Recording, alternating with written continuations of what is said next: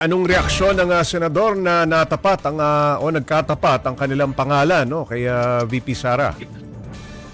Pops J, nagulat nga itong si Senator Raffy, pero yun nga, nagpapasalamat siya sa tiwala ng mga tao sa kanya. Natanong natin paano kung magkaroon pa ng mas malakas na ugong na gusto talaga siyang tumakbo, paano kung may lumabas na survey at lumagpas o mas maangatan niya pa sa numero si VP Sara.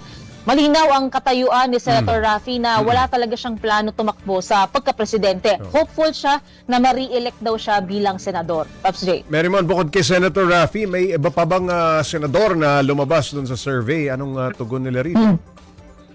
Pops J, si Senator Risa Hontiveros, pero medyo mababa kasi yung numero na lumabas sa survey sa kanya. Pero ang nasabi niya, siya raw kasi ay nagkaroon ng pagkapalya dati pa, kaya hindi na raw bago sa kanya ito. Pero ang dalawa ang nasabi ng senadora.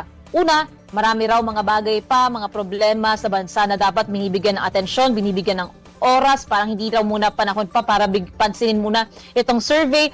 Habang sa lumipas naman na senatorial election, meron daw hindi nakapasok sa top ng survey pero nakapasok sa mga nanalong senador. So hindi pa naman daw tapos talaga ang usapin tungkol sa halalan at kung sino ang pwede at hindi pwedeng manalo. So far wala pang ibang mga senador nga na nagsasabi pa ng may intentions sila tumakbo sa mas mataas na posisyon pagdating ng 2028. Merimon, anong reaksyon ng ibang senador sa paglabas ng presidential survey na ito?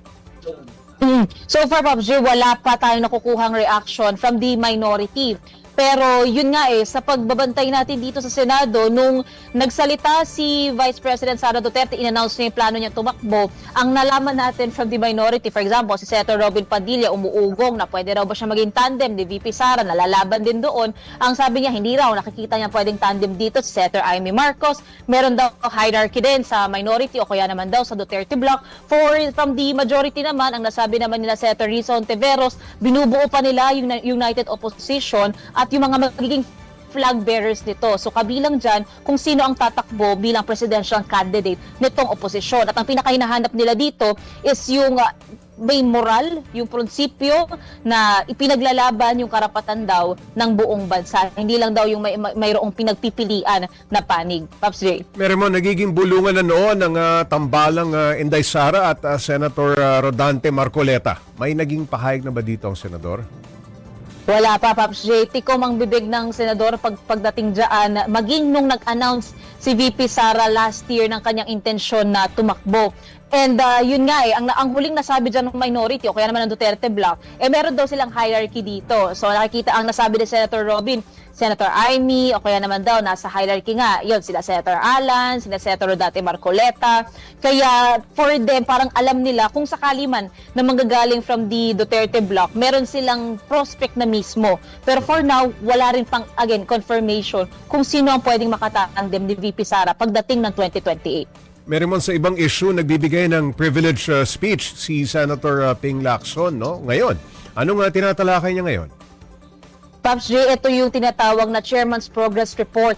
Kasi sa mga lumipas na buwan, yung partial Blue Ribbon Committee report, kulang pa kasi ng 3 pirma. Pero kanina nabalita niya na 2 na lang na pirma ang hinihintay. Kasi yung 6 naging 7 na. Nadagdag sa listahan ng mga pumirma nito si Senator Raffy Tulfo.